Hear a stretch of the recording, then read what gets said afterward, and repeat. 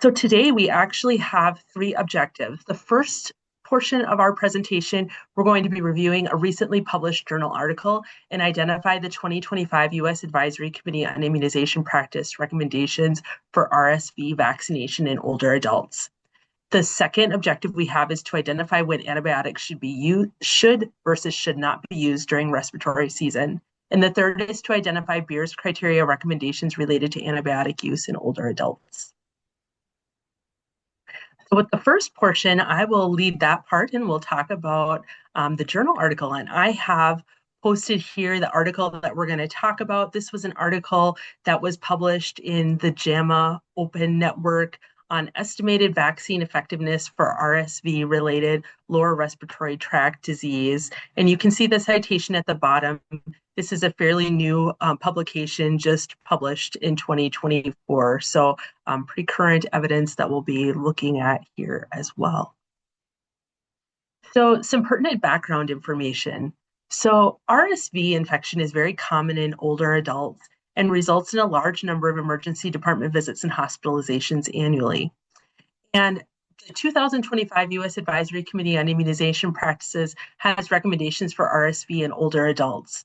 If you have the slide deck that was sent out yesterday, you'll notice that this recommendation has changed slightly from that slide deck. So the recommendations were actually, when I checked them for our presentation in August, had not yet been updated, but now they have been on the CDC website. So this slide in front of you is correct with the years and the recommendations. So I'll go through this information and just know that the slide on the previously emailed one is incorrect.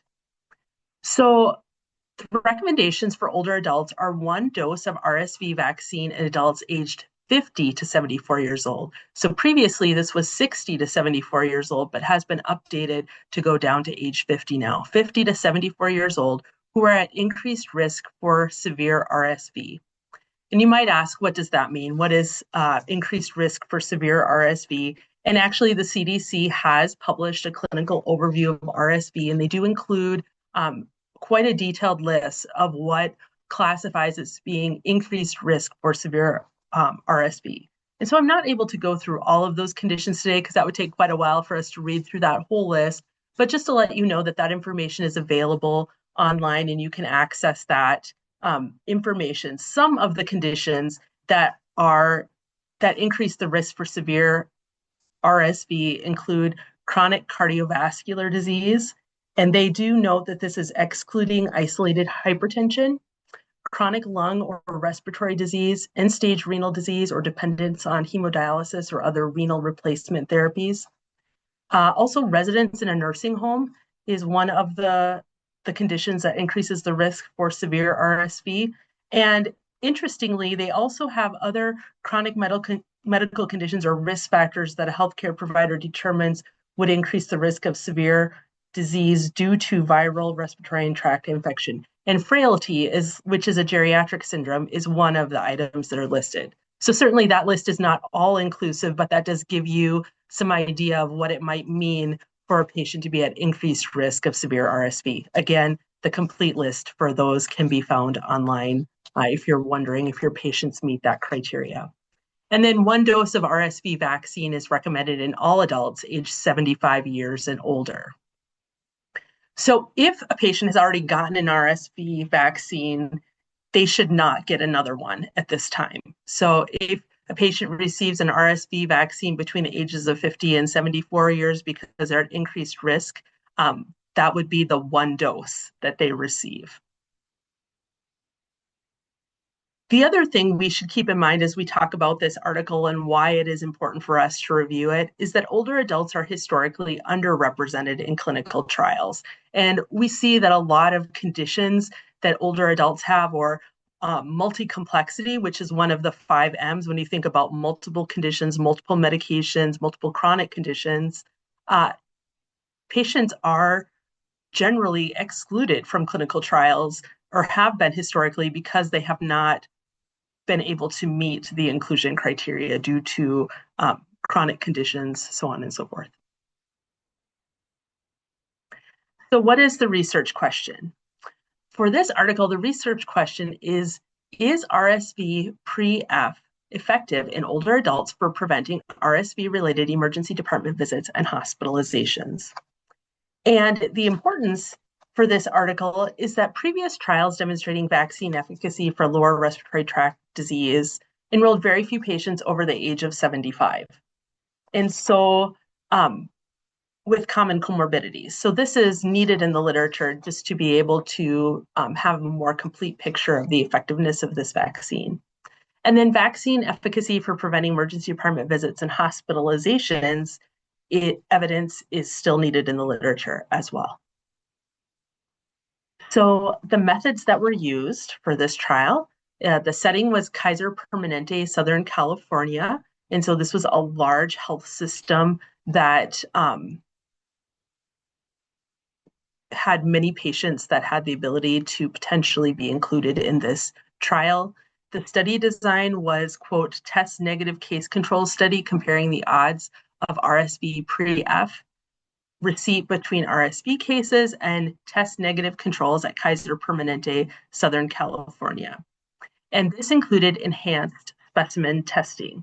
So when we think about, was this trial design appropriate for the question that was being answered, a lot of vaccine efficacy trials do use a test negative case control study, and so that seems appropriate. Enhanced specimen testing is something that you may or may not be familiar with, and this was done to try to decrease bias in the study. And it's important because testing for RSV is not always a standard of care for patients. So RSV symptoms for patients can be relatively non-specific. And so if patients are coming in, they may or may not get tested for RSV. It's not common that they necessarily would be tested routinely.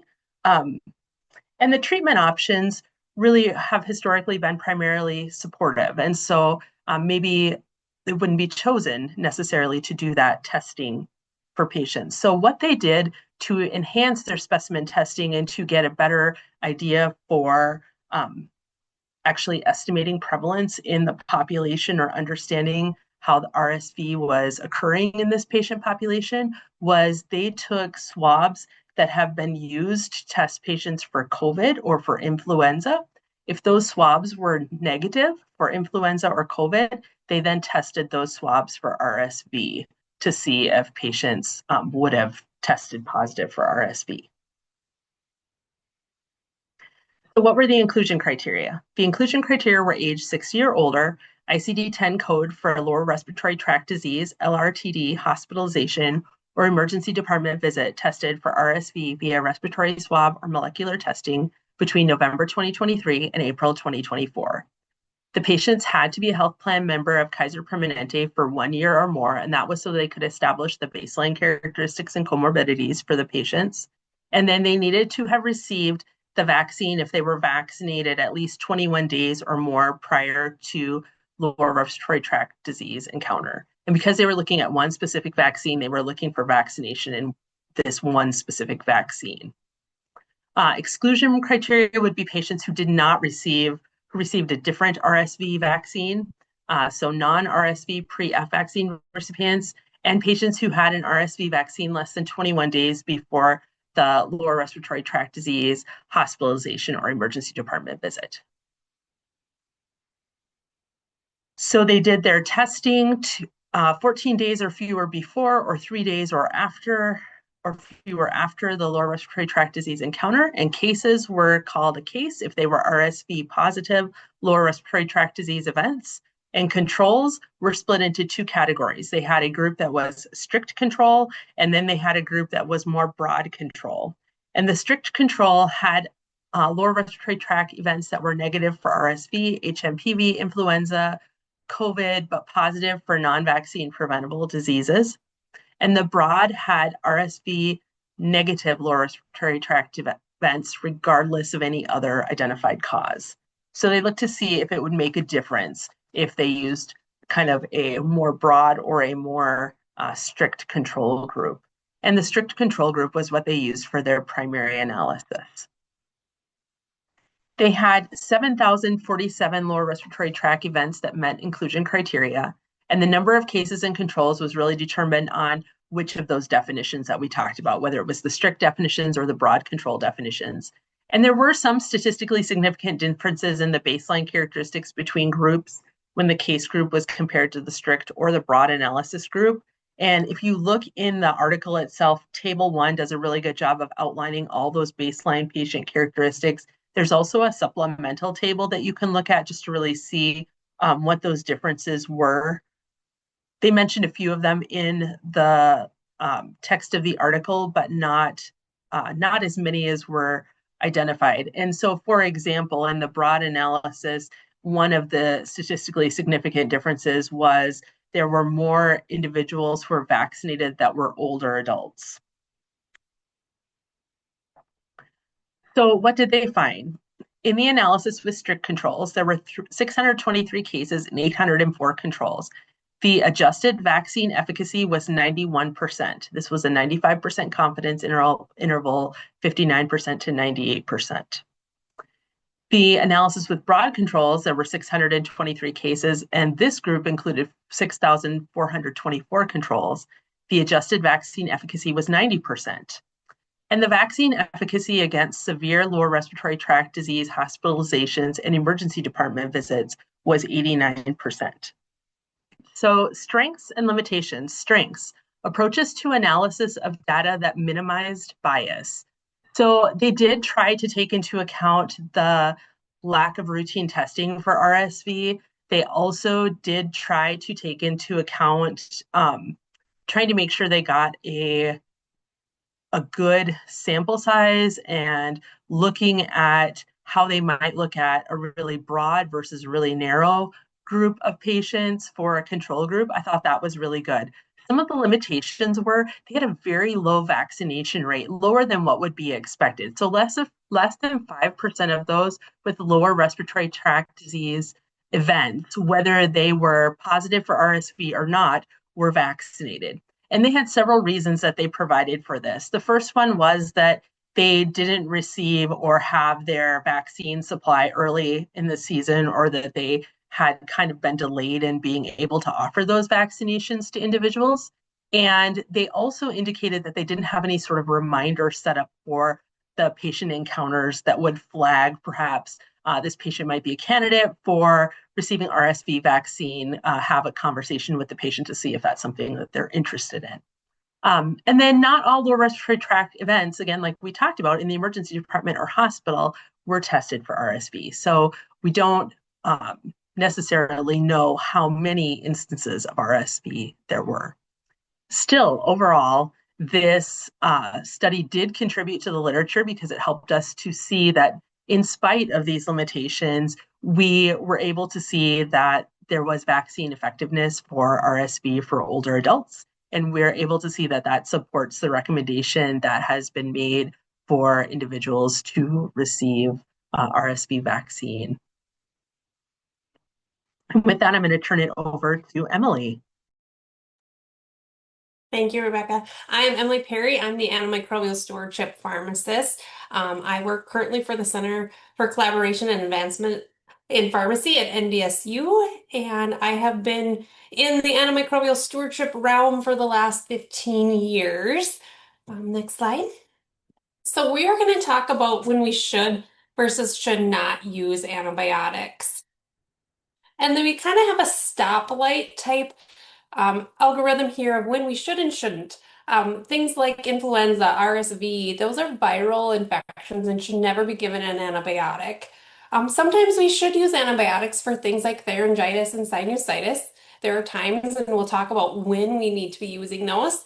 And then usually antibiotics for community-acquired pneumonia. That is when that's a go green, give those antibiotics, as that can be viral or bacterial, but we would want to use antibiotics in that scenario. Excuse me. Next slide. So let's talk a little more about RSV. As we know, it circulates both in the fall and the spring. That's when we usually see higher numbers of it. Symptoms really depend upon the age of our patient. And for this group, it's more like cold-like symptoms when our geriatric patients, running noses, cough, things like that. In our younger, extremely young patients, we might see fever, decreased appetite, a progressive cough. Patients with bronchiolitis, that is RSV is really a known cause for those patients. And if you have a patient with bronchiolitis, it's not unreasonable to test for that RSV, as that may be the cause. Testing is available for this. There's a couple different types of tests that we can use. There's the rapid antigen testing that's usually used in younger patients. And then in our older adults and children, we use the PCR test. And that's usually part of a panel, and that detects many different respiratory viruses on that panel. Next slide. So treatment of RSV, well, as we know, antibiotics are not needed in this case, and that we can offer supportive care to our patients, whether that is prescribing like ibuprofen or Tylenol, and then also making sure that they're really hydrated. That's really important in our patients. And then always having a follow-up plan for our patients is always good to have them leave your office knowing that if they don't feel better, that they are welcome to come back.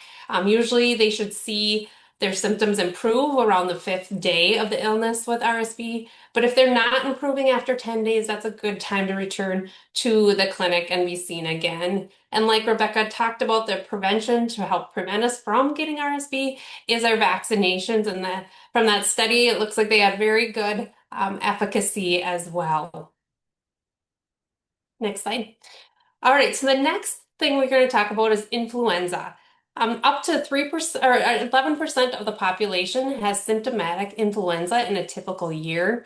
And there's almost 1 million hospitalizations every year due to influenza, and lots of deaths as well. We predominantly see this during like the respiratory season of October through May. And again, prevention is available for this as well. And just this past week, the CDC put out their recommendations for this influenza season.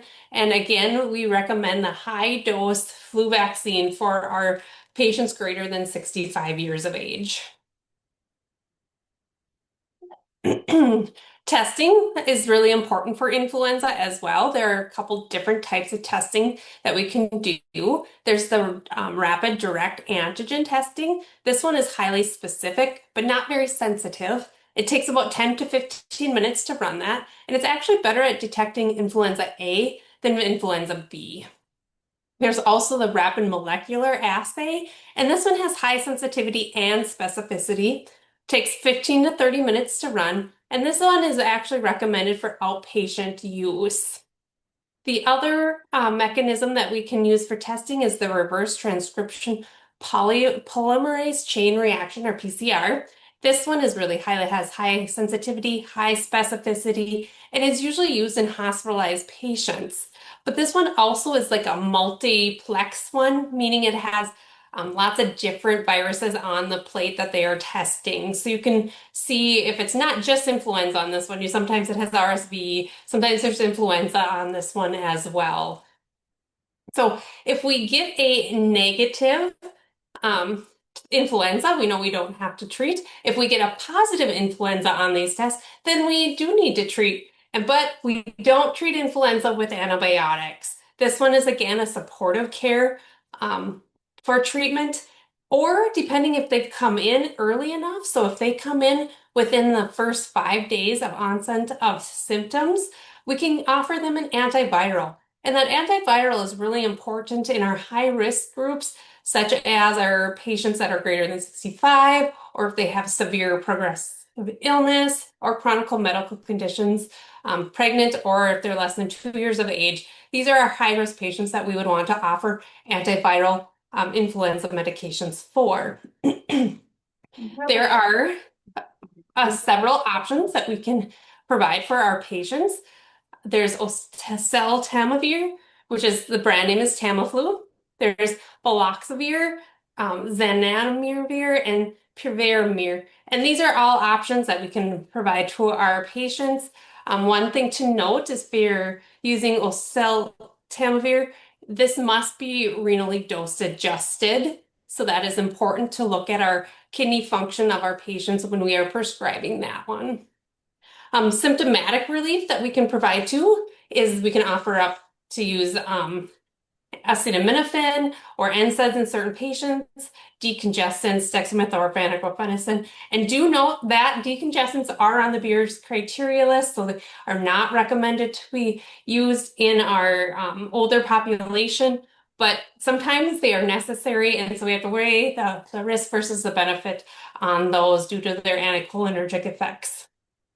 Emily, we Yeah, we have a question in the chat. They would like to know what the difference is between, excuse me, influenza A and B. you bet. They are just two different strains of the virus. And usually we see influenza A kind of starts early in the season. Usually like October, November, December, you'll see more patients with influenza A. And then as later on in the respiratory season, you start to see more of B. And I honestly don't know why that is, but that is just what we see in practice.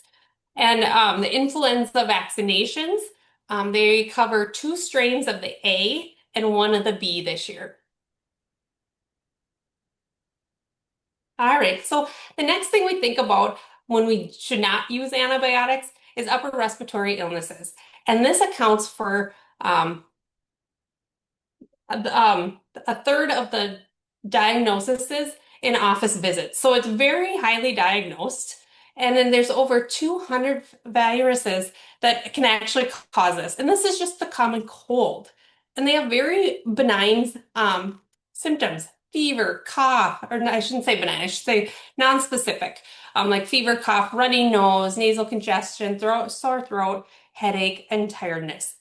And when we have a patient with these symptoms, antibiotics actually will not help and improve any of these symptoms. So again, this is just symptomatic relief, decongestants if appropriate, antihistamines. In our geriatric patients, we would want to avoid our first generation antihistamines such as diphenhydramine. We can use loratadine, cetirizine, or fexofenadine would be options that we could use in our geriatric patients. Also, symptomatic Tylenol, ibuprofen, short-term use on those as well. And then we can go into uncomplicated bronchitis. This one is usually patients will come in and they'll just have a cough, usually kind of a dry. Sometimes they have sputum in their cough too. And it doesn't matter what color sputums you have, just so you know, that's kind of a myth on, oh, if it's green or yellow, that's bacterial. That's not the case. And if you look at guidelines, it talks about purulent sputum. It doesn't talk about color of sputum. So treatment in these cases are like a cough suppressant or again, those antihistamines, that's symptomatic relief, but no antibiotics with this one either. And then we move on to acute rhinosinusitis. And this is one where sometimes we need an antibiotic, but normally it's caused by a viral infection. So up to 98% are actually viral. So antibiotics really would not be necessary in those cases. And even when you have bacterial sinusitis, antibiotics sometimes do no good. They actually don't help. So it's something to keep in mind when you think about sinusitis. Symptoms include being fatigued, headache, decreased appetite, tight, congested nose, and then you can have facial or dental pain as well. And this one we can offer symptomatic relief, such as topical nasal steroids can help with this. They help open up and help the patient breathe a little bit better. Nasal saline irrigations or decongestants are great things to offer for symptomatic relief. Now, there are times when antibiotics are appropriate for this one, and in that there are three criteria that need to be, or that one of these three criteria should be met if we're going to prescribe antibiotics for sinusitis. And that includes persistent symptoms without improvement for greater than 10 days, or they're having worsening symptoms, there's a new onset of fever, or the patient got better, their symptoms improved, but now they're getting worse. That would be a sign of bacterial. Or your patient presents with severe symptoms such as fever greater than 39 degrees Celsius, purulent nasal discharge for at least 3 days. And again, it doesn't matter what color it is, just that they have purulent nasal drainage. And in that case, it could be caused by either strep pneumoniae, Haemophilus influenzae, or more Morellexia pylorellis. Those are our common bacteria that cause our sinus infections. And treatment options in these cases include watchful waiting. You don't have to prescribe an antibiotic, but if you don't, it's one of those times where you'd want to check in with your patients every couple of days to make sure they are improving. Otherwise, if you're going to use an antibiotic, first line is amoxicillin or amoxicillin clavulanate. And then second line could be doxycycline or levofloxacin with a duration of 5 to 10 days. Right there, I give an example of the University of Rhode Island gives a treatment algorithm of when to use different antibiotics and when to adjust for renal function. One pearl here is that a lot of times you hear about azithromycin for a sinus infection. Well, just a little pearl here is that azithromycin is no longer recommended due to high levels of Streptococcus pneumoniae resistance. So it's always good to know what your resistance level is to azithromycin so that we know whether or not what we're prescribing is actually going to benefit our patient. And if you're looking for antibiograms in North Dakota, I'm going to do my little plug here for North Dakota's Health and Human Services page. They have an antibiogram page that is available. It is a website that you can just click on, and it shows antibiograms for several facilities throughout North Dakota. And then lastly, on acute rhinosinusitis, sometimes expectations and setting expectations for our patients are really important and letting them know what they can expect. That you don't want them to feel like you weren't listening or that they're not getting better. So this is a really good chart about how long symptoms last and what your patients can expect. And it shows like how long fever will last, headache, cough. And you can see that usually most of patients are better by day 9. Most symptoms are pretty much gone after day 9, but it's always good to counsel patients about the nasal discharge, and the cough can actually last longer than 14 days. So that's a really good point so that they're not feeling like I'm not getting better, this cough is hanging on forever, and they come back and want and demand an antibiotic from you. It's good to set that expectation that the coughs can last longer than 14 days. And I will say, anecdotally, this graph, even though it's from 1967, actually stands true today. I personally have had this over the last 2 weeks, and I can say this graph is pretty accurate. The other time that we may need antibiotics is with pharyngitis. So up to 15% of adult sore throat cases are actually caused by that group A beta hemolytic streptococcal infections. And that is the only time that antibiotics are actually indicated for sore throats. So your patients may come in with fever, tonsil exudates, tender lymph nodes, but they will not have a cough. They usually will not have that cough. So pharyngitis can be tested for it. We can use a rapid antigen detection test. Usually we test patients that have 2 or more symptoms. And it's important that you do not treat with antibiotics if they have a negative test. And the reason why is when we inappropriately give antibiotics for pharyngitis, our patients are greatly more at risk for C. diff infections and 3 times higher in adults to risk of C. diff. If you have a positive test, that is when you would use treatment. And on the right there is an algorithm, again, of signs and symptoms they will present with and appropriate antibiotics to be used for pharyngitis.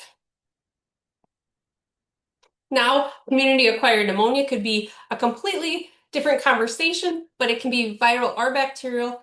There's the strep pneumo, H. influenzae, MCAT, Staph aureus, Klebsiella, and even atypical bacteria that can cause pneumonia. And depending on whether you have inpatient or if it's treating on the outpatient, there's algorithms there that determine what antibiotics you should use and when. But note that prevention of pneumonia is really key in this age group, and that we should be encouraging our pneumococcal, influenza, and our COVID-19 vaccinations to really help reduce antibiotic use and pneumonia. Emily, we have another question on the chat. Yeah, I see that. So if somebody has congestion, is a decongestant or cough suppressant suggested? Well, if they are congested and they feel like they cannot breathe and there's pressure, that would be where you'd want a decongestant to help loosen that up. And they might end up with a cough after that, but you want them to help get that cough because sometimes that just helps continue to get everything moving. And always recommend water. Water is the best decongestant.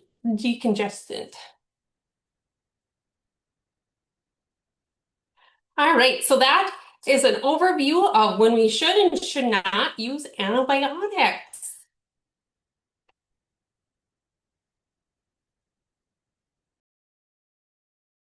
All right, thank you, Emily.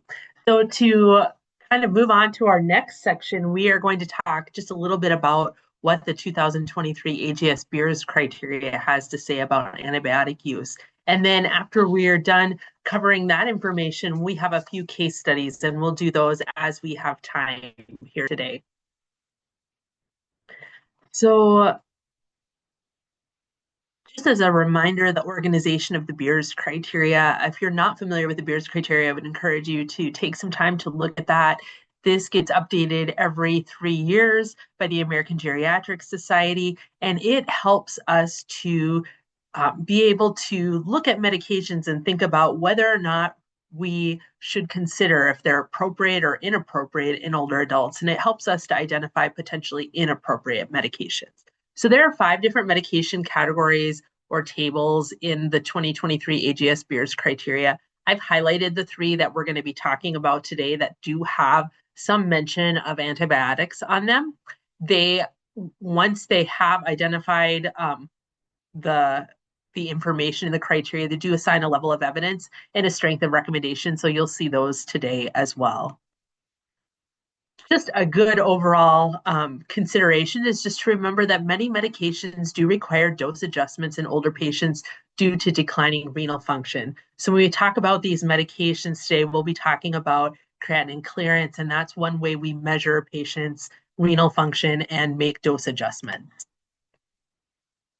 So the first ones we'll talk about are from table 2, and these are potentially inappropriate medications. Nitrofurantoin is listed as a potentially inappropriate medication, and the rationale is, quote, potential for pulmonary toxicity, hepatotoxicity, and peripheral neuropathy, especially with long-term use, as there are safer alternatives available, end quote. And the recommendation is, quote, avoid in individuals with a creatinine clearance less than 30 mils per minute or for long-term suppression. You can see that this is a strong recommendation and it is a relatively low quality of evidence. I also did look up a common drug reference, which is micromedics, and this information in micromedics is usually pulled from the package insert of the medication, and they do indicate that use is contraindicated when creatinine clearance is less than 60 mils per minute. So we see a little bit of discrepancy there, but according to micromedics, it would be contraindicated at less than 60 mils per minute. Table 4 has potentially inappropriate medications, and they list medications that should be used with caution. And on this list is trimethoprim, sulfamethoxazole. And the rationale is because, quote, increased risk of hyperkalemia when used concurrently with ACE inhibitors, ARBs, or ARNIs in the presence of decreased creatinine clearance.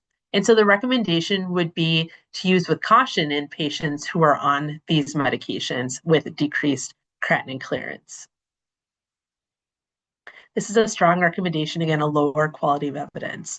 According to micromedics, when the creatinine clearance is 50 to 30 mils per minute, it's recommended to decrease the amount of each dose of trimethoprim sulfamethoxazole by 50% and to not use this medication when the creatinine clearance is less than 15 mils per minute.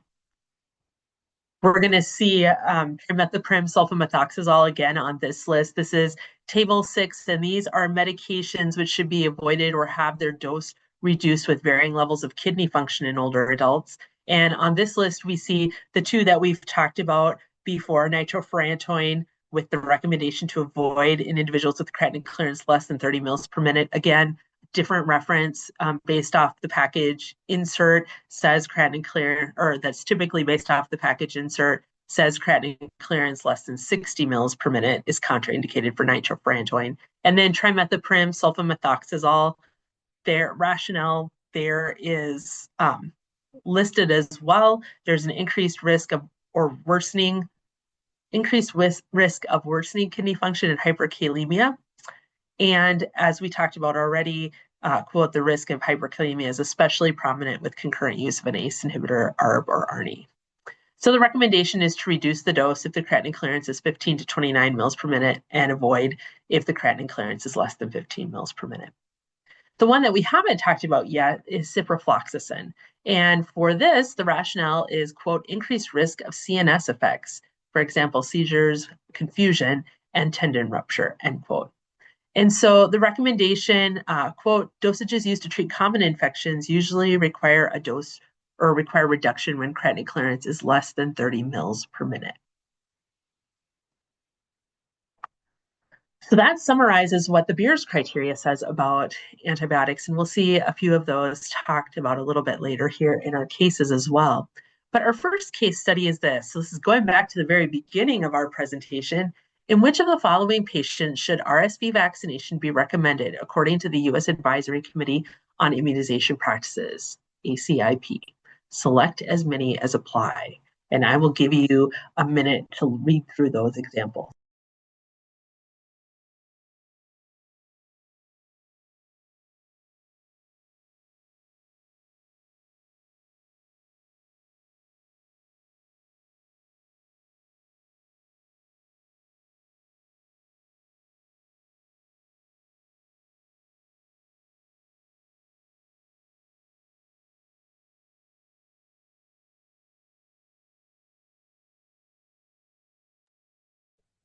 All right. Hopefully you've had a chance to think about that. I see a couple of answers in the chat. So we have B and C and then B, and you are right. So we'll go through each of these. So the first one, 78-year-old female who received a single RSV vaccination last year. So again, that just reiterates the point that once you've received a vaccination, you don't need another one. So it's a single dose. This patient has received one already, so she does not need one. Letter B, a 75-year-old male who has never received an RSV vaccination. Yes, this patient meets the criteria for definitely, having benefit from receiving an RSV vaccine. A 62-year-old male who's at severe risk for RSV infection.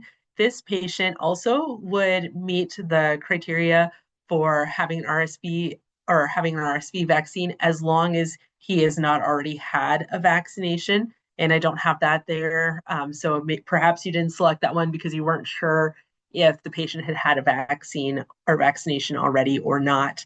And then a 70-year-old female without increased risk for RSV vaccination or infection would not be indicated to receive the vaccine. All right, so those are the two that were correct. I'm going to mute myself and turn it back over to Emily to go over case 2. Thank you. All right, case 2. George is an 80-year-old male. He comes in with chief complaint of facial pressure and nasal discharge for over a week. So has a 10-day history of nasal congestion, thick yellow-green nasal discharge, and facial pressure, particularly over his maxillary sinuses. His symptoms began after a mild cold and then worsened after they initially improved. He reports fatigue and mild headache, but denies fever. He has tried nasal saline spray and OTC decongestions with minimal relief. So his past medical history, medications, allergies, and vital signs are all listed there for you to look at. Give you a second here, and then we'll move to the next slide.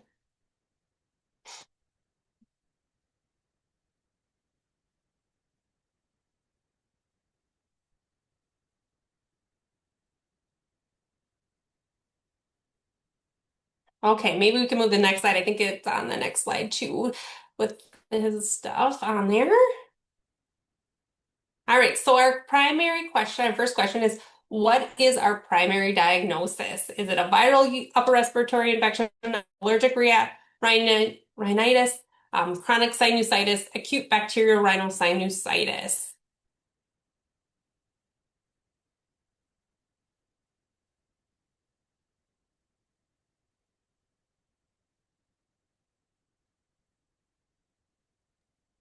Feel free to comment in the chat if you'd like.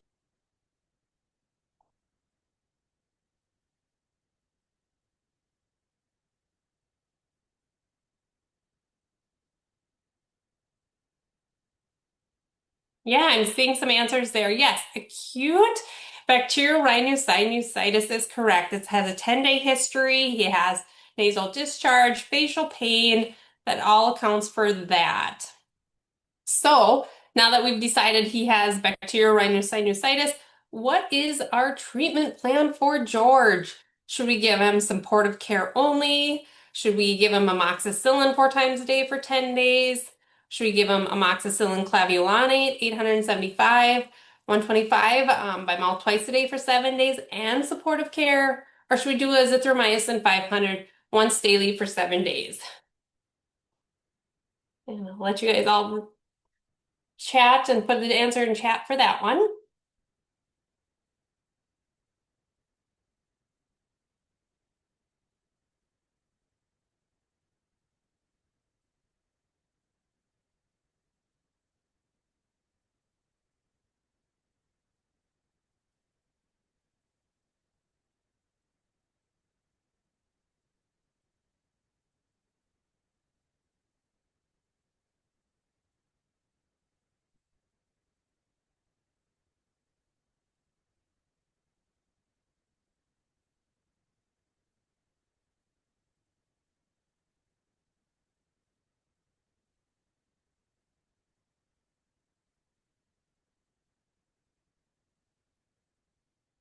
I see a couple different answers. Some B's, some C's. And in this patient, I think, Rebecca, if you click forward, it'll give the answer there. In this patient, it is actually C. The 875 120 twice a day for 7 days plus supportive care is the appropriate answer. B, you can use amoxicillin, but not for 10 days and not 4 times a day would not be the accurate dose for this patient. And azithromycin we would not use for 7 days. And again, azithromycin is no longer recommended for that. And then he's already been using supportive care. And so he actually needs an antibiotic on this patient. All right, so let's go on to case number 3. So this one, Mrs. L, is an 84-year-old female. She lives in a long-term care facility, and her chief complaint is from her family that she just doesn't look right. And so this 84-year-old has a history of cognitive impairment, urinary incontinence, and frequent falls. Over the last 2 years, she has been treated for presumed UTIs on 8 occasions, and she received antibiotics 6 times. She has recently started on spironolactone for hypertension management, and today her family reports that she just doesn't look right. However, nursing staff says she is at her baseline and not confused.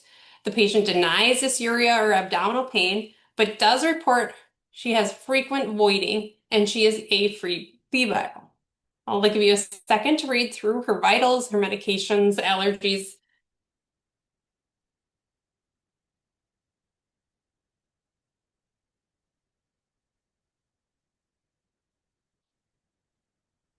And then the provider decided that they're going to get some labs, and they ordered a urinalysis, urine culture, and a BMP.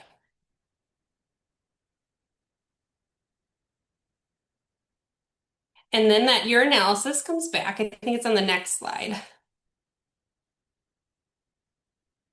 And that urinalysis came back with positive leukocyte esterase, nitrates, oh my goodness, I can't speak all of a sudden, neutrophils, and bacteria. So, Bactrim or trimethoprim sulfamethoxazole was prescribed twice daily because of that positive UA. And then the culture comes back with 1,000 CFUs of E. coli. And it was sensitive to all antibiotics except ampicillin. So patient, in this case, do we think it was appropriate to start antibiotics? You put yes or no in the comments.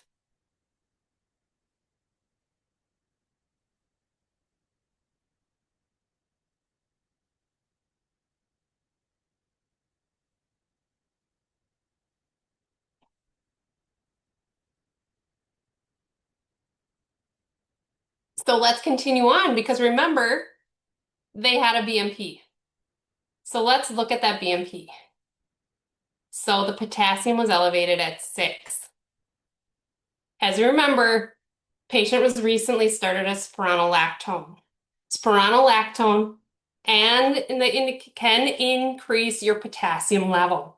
So in this patient, she actually did not have any urinary symptoms. Providing that she had a positive UA, she just has asymptomatic bacteriuria. She has E. coli in her urine, but is actually not causing a UTI in this case. And truly, her just doesn't look right was because she has hyperkalemia.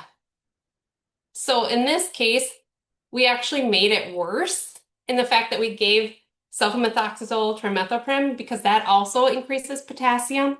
So the combination increased the potassium even more than that 6. So this is an example of an actual case that did occur in North Dakota. And it's a reminder that your patients need to be symptomatic if we're going to provide antibiotics for a UTI.